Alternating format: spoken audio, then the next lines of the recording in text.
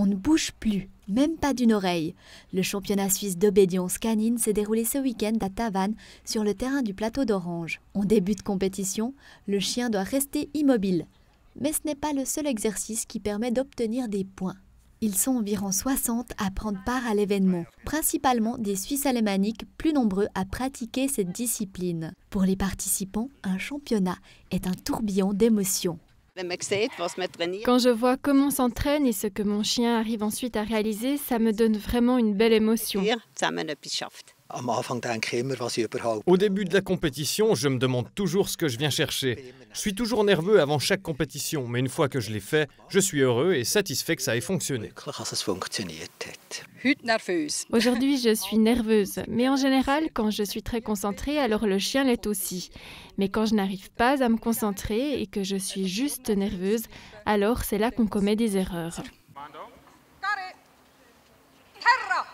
Une concentration qu'il faut garder durant 10 exercices. Les chiens sont évalués sur leur précision et leur tempo. Janine Tchoup est juge depuis plus de 20 ans dans des concours d'obédience canine. Elle a été membre du jury lors des championnats du monde de la discipline. Pas toujours simple de rester impartial. Ganz schwierig sind die Emotionen im Griff zu behalten. Ce qui est très compliqué, c'est de contrôler ses émotions. On doit toujours à nouveau se concentrer quand on juge des personnes qu'on connaît et surtout quand on connaît leurs faiblesses. On doit vraiment faire attention de juger de façon exacte et uniforme. C'est toujours un nouveau défi. Gleichmäßig und genau richtet. Also es ist wirklich immer wieder eine Herausforderung. Jedes Richten ist wieder von vorne eine Herausforderung. Hans-Peter Jutzi et son border collie, surnommé Palu, travaille 20 minutes par jour en plus des promenades quotidiennes pour réussir les exercices comme celui-ci qui demande de varier les positions. Pour réussir les exercices exigeants, un des secrets, c'est la complicité. Les chiens sont très attachés à leur maître. Vous pouvez le voir, à chaque exercice, le chien a la tête toujours fixée contre son maître. Il a toujours la tête qui se tourne contre son maître pour attendre l'ordre.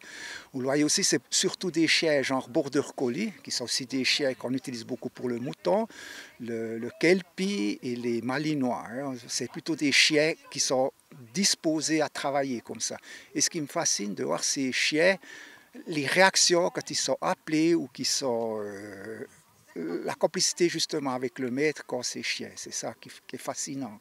Mais ça demande beaucoup de travail. Il ne faut pas croire que ça vient d'un jour à l'autre, c'est un grand travail. Après des heures d'entraînement, le résultat est à la hauteur. Maître et chien ne font plus qu'un.